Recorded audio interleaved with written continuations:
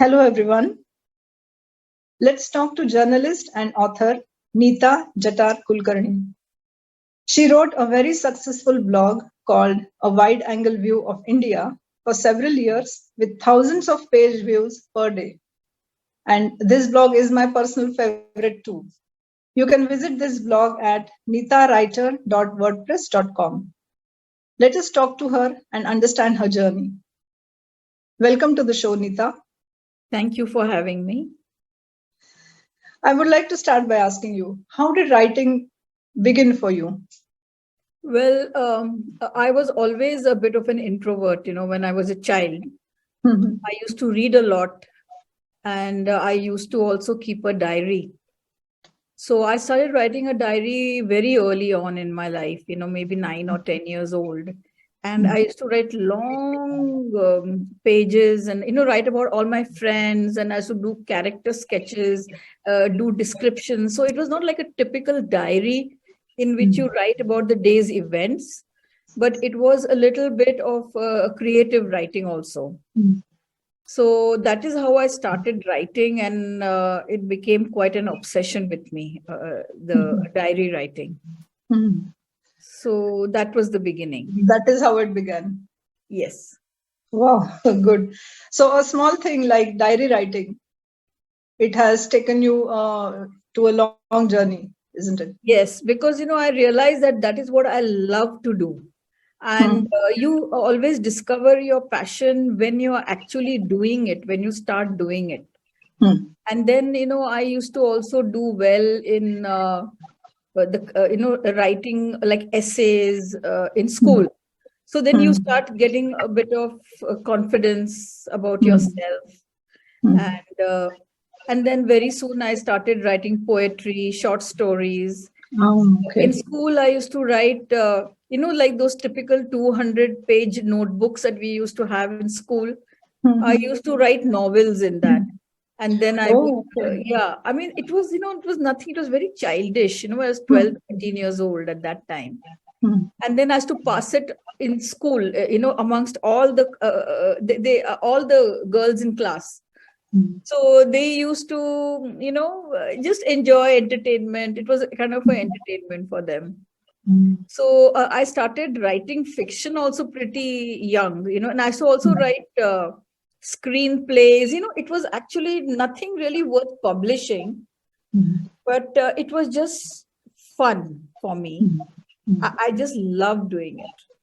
And I think that is how, they say practice is what really makes perfect. I mean, I'm nowhere near perfect, but definitely it developed the skill of writing. Okay. Yes. Yes. You began early and kept practicing, kept writing. Yes, I kept writing, and not because it was something I had to do, but because I enjoyed doing it. Great. It comes from the heart. Yes. Yes, yes. You have a career in journalism. So how is that experience? Well, that was wonderful because, initially I did want to be an author. I wanted to write a book, but I never thought of it as a career, maybe because I was not that confident of myself. I used to think of all the authors that I used to read, all the great authors. And I used to think I'm nowhere in that category.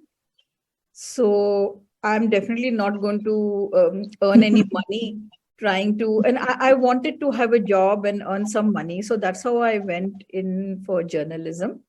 Okay. And, I really, I love that, because journalism is something, it's not only about writing. It is like, see, you are a journalist right now by interviewing me.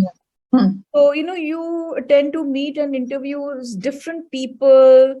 And, in those days, there was no online. Like we used to actually go, and like I've been to Anand, and I have interviewed all the people at Anand. And then, you go, I mean, overall, I would say I loved my years being a journalist. Like when I used to write about women's issues, you met women who have gone through so much of hardship, or maybe abused by their husbands. And some of them are quite famous. Like I remember I interviewed that Bhattacharya, one of those filmmakers, his wife. It is when we were living in Calcutta. Okay. And I did this story for the Telegraph. I was working in the Telegraph for a few years, part-time. So that is why I enjoyed journalism. It was writing plus meeting people and asking them things about their own lives. So I liked it. Okay. Great. Okay. You have written for the children's section also for Deccan Herald, Bangalore. Yes. So, yes. Yeah, my question is writing for children very difficult? I would say it would be more difficult for people who can't identify with a child.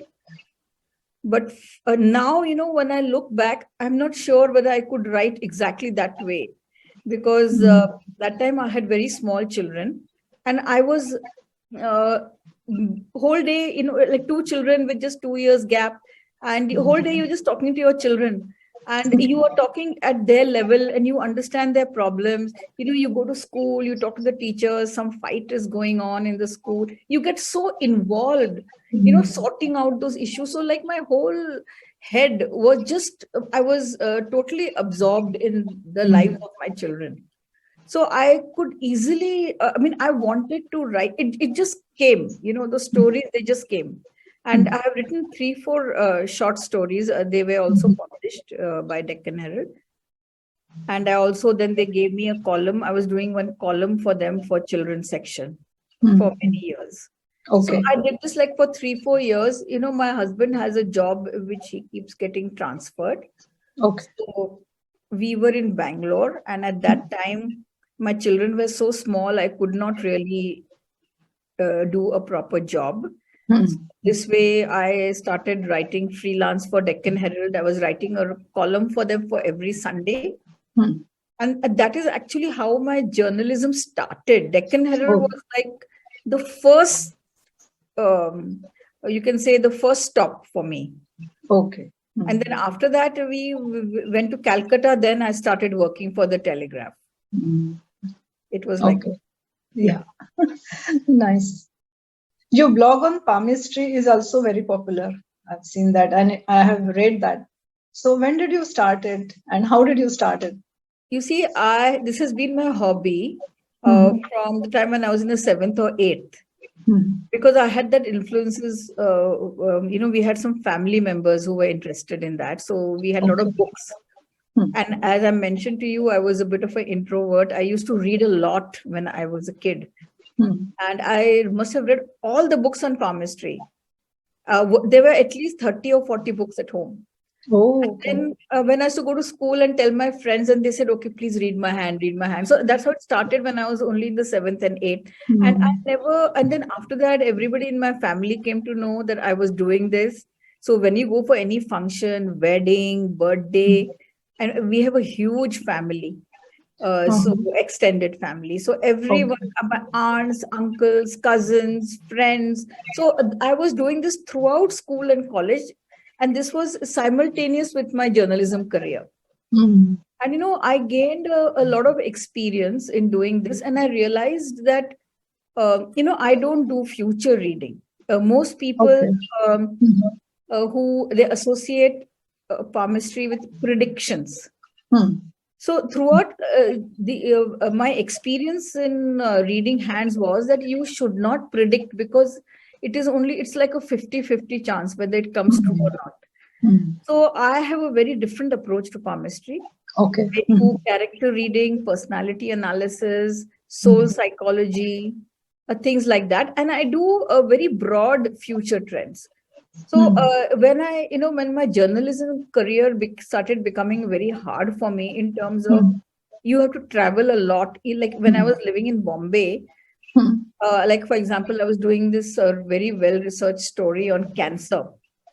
So I was doing it for Sunday Express, and then I had to interview 5 doctors, the top oncologists in different parts of Mumbai. And we were living in Thane at that time. And going to all these places, and it became very strenuous for me. And so then I decided I was going to retire from journalism and concentrate on palmistry. So it was very gradual. I kept reducing my freelance work, and then I started then I stopped writing for Wide Angle View of India, and then I started my palmistry blog. So I basically wanted to gradually switch over to palmistry, and then I wanted to write a novel. So that idea was there. But when you're doing a hectic journalism job, where you have deadlines, where your editor will call you up, you're middle of something, and then say, no, I want this tomorrow. So in those circumstances, it was not possible for me to concentrate on writing a novel, which was something I wanted to do ever since I was a child in school. So I thought, now I'm in my 50s, and now it is time to do it. So then I decided to stop the journalism. And palmistry is something I could do at my own pace. Yes. So it's whenever I had time, I could do it. And then I concentrated full time on writing my novel. Okay. Yeah. Yeah, great. Yeah. Now, I'm coming back to your blog, A Wide Angle View of India. Yeah. So I've seen that, I've been reading it for a while, and there are hundreds of comments and thousands of visitors every day still. But you have stopped the blog already, and still there are visitors. Yes. So this is really great, because I think the subjects are such, the subjects you have handled are multifaceted. There are a lot of things in it, a lot of variety. Am I right? Yes. And whoever reads it also gets the views of 50 other people. Yes. So even though I think that's one of the reasons why my blog still gets visitors, it's not just some article I've written, it's everybody's views. And they're intelligent people. It is not rubbish comments that sometimes you get online. It is like people are really, we had a friends group also. I made a lot of friends when I was writing a Wide Angle View of India, online friends. Okay. And they were all intelligent, highly educated, and even if they did not agree with me, we used to have these discussions. So the reason I stopped writing on that blog was it was exhausting for me.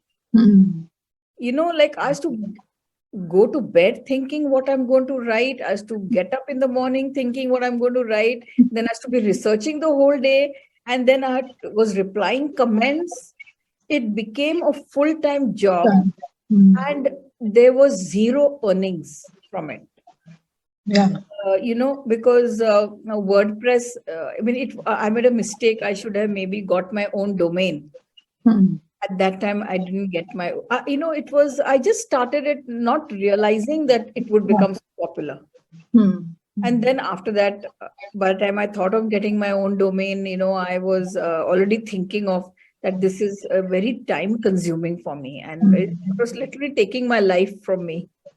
But I put my life into it. Yes. That is the thing. My whole heart and soul is in that blog. So maybe that's one of the reasons why it's... Yeah, that comes through. So are you considering, publishing a book or something with that blog writing thing? Well, right now, I'm not thinking of that, because I'm writing my second book, that is a sequel to the Hawa Mahal Murders. Oh, yes. Okay. Yes. So, yes. So I'm totally absorbed in that, and I'm not getting enough time actually, because a lot of personal issues. My parents are a little bit old, then my father is 90, mother is late 80s. So it's like I'm totally swamped right now. Maybe later. Yeah. Maybe later one day. Yes. My next question was about your book only, the Hawa Mahal Murders. That was published in 2019, and it won a prize at the Pune International Literary Festival. PILF. Yes. which is Yes. commonly known. Yes. So please tell us about it. I was living in Bombay also for some few years, and there I was living in Juhu, and we were middle class. My husband had a company leased flat, but everyone around, they were these very rich and fancy people. And so that's how I got the idea for a book, for the book, because I thought this is such an interesting milieu. And, that character protagonist, she's not at all like me. I purposely made her kind of opposite of me, like, very bold and adventurous and things like that, and even in other ways. But I found that that whole setting, it kind of, I found it, that's how the idea came to me about writing a novel. And I thought, and I always used to love reading mystery and crime, because I'm sure you're going to ask me how come I wrote about a crime novel. Yes. Because that was my favorite genre. I love reading about crime and murder and all those things. So I thought, imagine if I could make a murder happen in this area. And that's how the whole idea started. Okay. Yeah. And the name Hawa Mahal, it was just random, because it's one of my favorite monuments. Okay. The word Hawa Mahal, I used it in a metaphorical sense in the novel. It is not, there's no Hawa, this story is not set in Jaipur. It is set in Mumbai. But the one of the characters is a person who has got these grandiose dreams, and who wants to build a mahal, because he has a very high self-esteem or ego, and then he wants to build it exactly like Hawa Mahal. So he calls the building that he builds in Mumbai, he calls it Hawa Mahal. That's why. Yeah, so there is a Hawa Mahal in the book, but not of the Jaipur one. Okay. Yes. Great. Since you mentioned the genre, like crime, thriller, or many other things, being a journalist, you must have handled various genres, and also as an author. In your blog, you already have. So it's a general question that how does one author or anyone or content developer teach oneself these genres? So how does one handle it? Actually, genre is not what I think can be taught. Writing can be taught, because writing is a skill. Just like interviewing somebody is a skill, which you keep doing more interviews and you learn on the job. Yeah, and so it's the same thing with writing. Writing is a skill, but when it comes to genre, it is my personal opinion that you should write in the genre that you feel passionate about. Like, for example, if you feel passionate about, let's say, romance, then you should stick to writing romance. Maybe initially, at least start with that. And because, you may probably be aware of all the feelings, the romantic feelings, ideas, love, and all those things. You will, because you like the genre, you will probably have read something on it, and you will be better in writing about it. So that is, so according to me, it is, if you feel strongly about something, that is how you choose your genre. And then once you've chosen it, then there are many courses available. Even online courses, like even nowadays, so there's so many opportunities. You have blogs by famous crime writers, famous writers. Yeah. Like I follow some of these blogs because they give tips, and if you just go on the internet, you have very, people who have won a lot of awards, and they will keep giving you tips on how to write a crime novel, how to write a romance novel. So that way there's no dearth of, yeah, Achha. you can teach yourself these things. Exactly. Yeah. Yes. Okay. So teach yourself is the key, I think. Yes, is the key by reading and exploring what is available, online courses, online reading, and also reading in the same genre, reading similar books that you want to write. I see. Okay. So Yeah. reading is also important. Reading is essential because without reading, you will not be able to write. Reading and writing are very connected because, like for example, if I write a sentence, I immediately know there's something awkward about it. It's not flowing. How do I know that? It's very difficult to explain, but maybe it's because of my reading experience. And I'm talking about reading good books, not like Chetan Bhagat or something. Okay. Yeah, I mean, really good books. So if you read, because not all authors are good in language.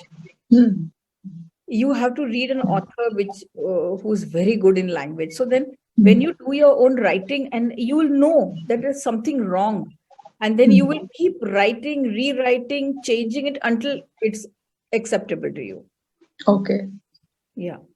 So which authors, according to you, should be read, or which are your favorite ones, or poets? See, I have been reading different authors at different phases in my life.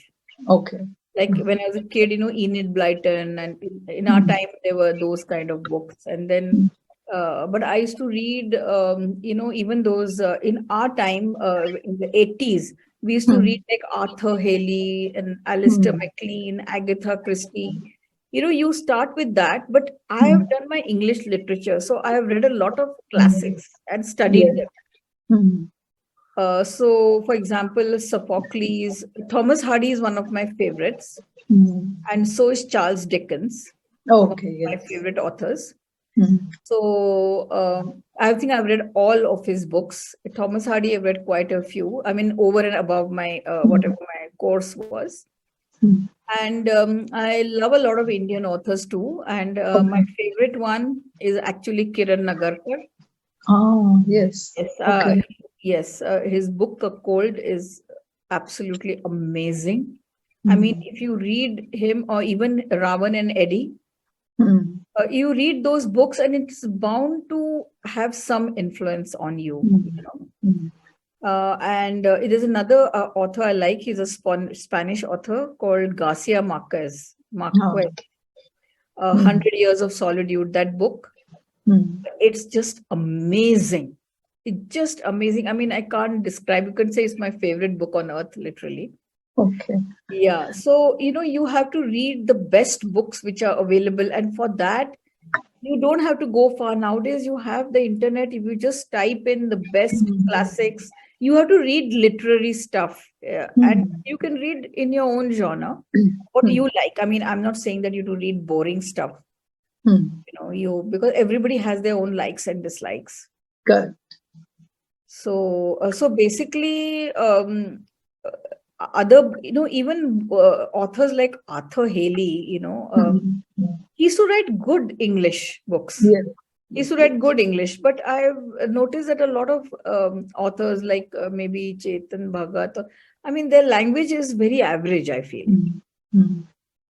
Though his books are quite racy, but so you have to read the good language. That's all. Okay. That's great. Yes. And about these literature festivals, what according to you is their importance in our lives? Well, it is a way of meeting authors, exchanging ideas, and there's a lot of discussions there on philosophy, or it could be like, suppose somebody has written a non-fiction book on politics. For example, I went to the Jaipur Literary Festival in 2020. I found that experience quite wonderful. They had called a few celebrities, and knowing their opinions, and you have panel discussions, and these things are live. It is very different from actually seeing it online. Mm.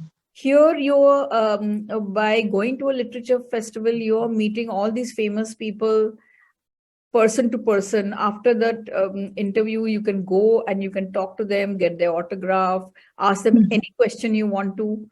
So actually, it is just an experience which is very exhilarating, exciting, and it's good fun, I would say. Yes, agree.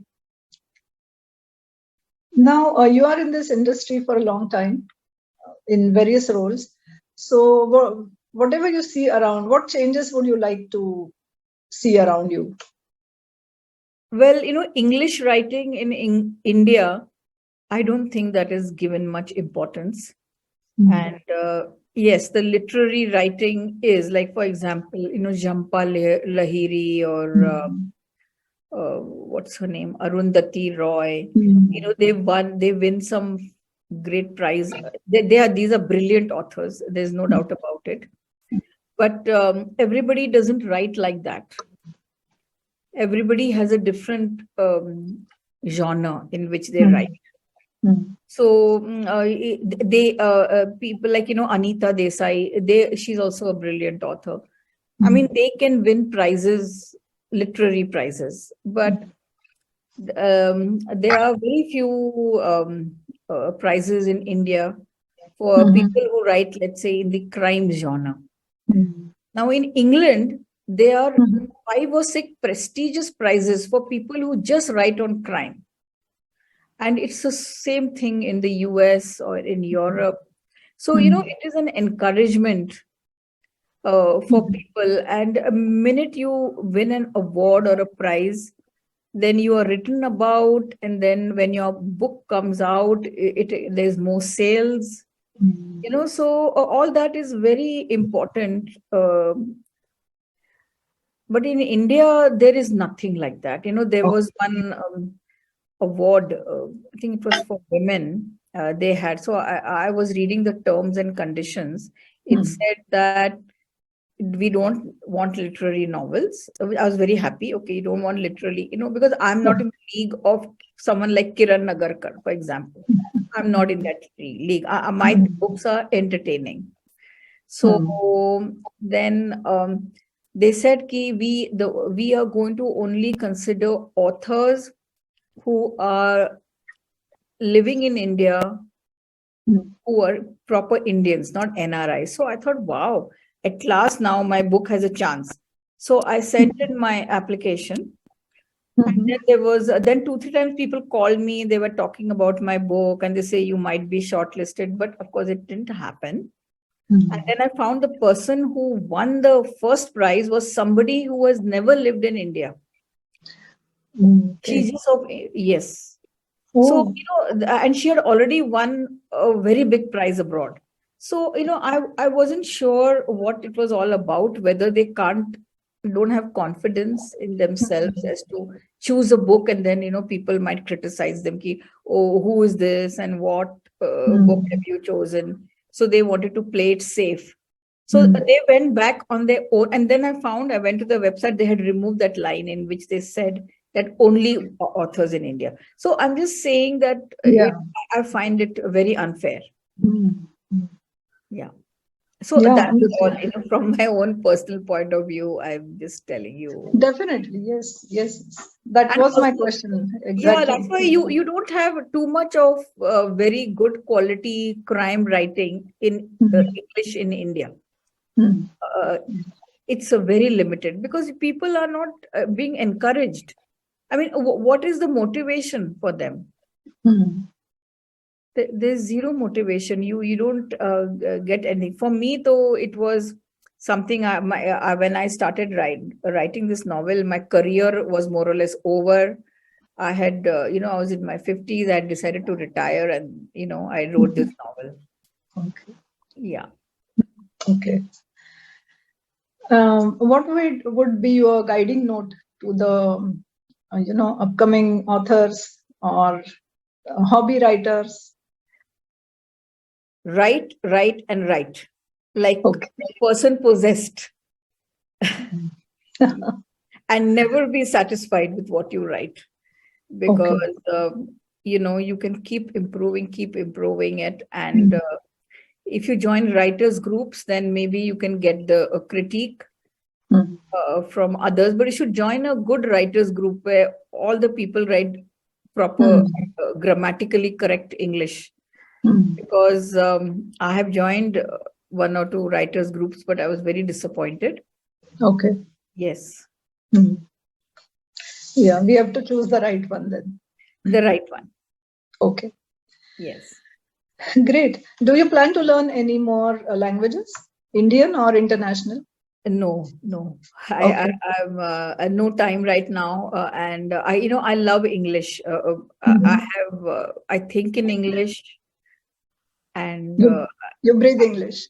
I literally breathe English, and I'm not ashamed of it. Sometimes people try to make me feel ashamed of it because I'm an Indian and I'm a Maharashtrian, and then when you meet people, Marathi nahi ka ye bolat nahi ka, only bolte hain.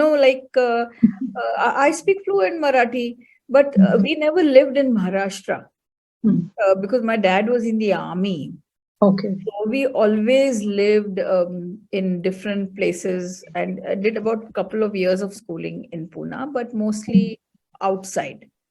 So, it was mostly everything was in English. We were in Africa for 3 years, where that was in, I think, 5th, 6th, 7th. So that was a time when Marathi and Hindi were being taught here at a very, it was a very crucial period. So by the time I came back, I had already missed that. So I never caught up with that. And, I just feel this is how my life is. And I'm not ashamed of being an army officer's daughter. And that's it. I'm proud of it, in fact. And I'm proud that, there's nothing to be ashamed of. No, there are a lot of people who try to make you feel that you should write in your mother tongue, read in your mother tongue. But for me, I took another path. Maybe if I was born in Pune, but if I was brought up in Pune, things would have been different. It would have been different, but I hardly lived in Pune. Now I am living in, as an adult, I've come back home, you can say. But I didn't earlier. So English is it. That is the beginning and the end for me. Great. Yes, why not? Yes. I'm talking too much, right? After telling you that I don't talk much. No, I'm loving it. It's good. Great. And after you complete this sequel of Hawa Mahal Murders, so what do you plan to take up later? I have a lot of research on handwriting, right from the time when I was a child. Like, as I said, I used to read people's hands and get the prints, actual hand photos. And like, for example, I have my aunt's photographs over 40, 50 years. So I know exactly what happened to her. So I've seen how her lines have changed. So I have a lot of research. So I intend to write a book on palmistry. Yes, that will be very interesting. And also a book on your blogs. Yes, I do. Yes. I'm going. That is my personal recommendation. Yes, I will definitely. I would love to. I'm so glad you like my blog. Yes. Great. It was a lovely conversation. Okay. Thank you so much, Lalita, for inviting me. I really enjoyed talking to you. Thank you. And wish you all the best for your sequel and the subsequent books also. Thank you. Thank you. Yes. Thank you.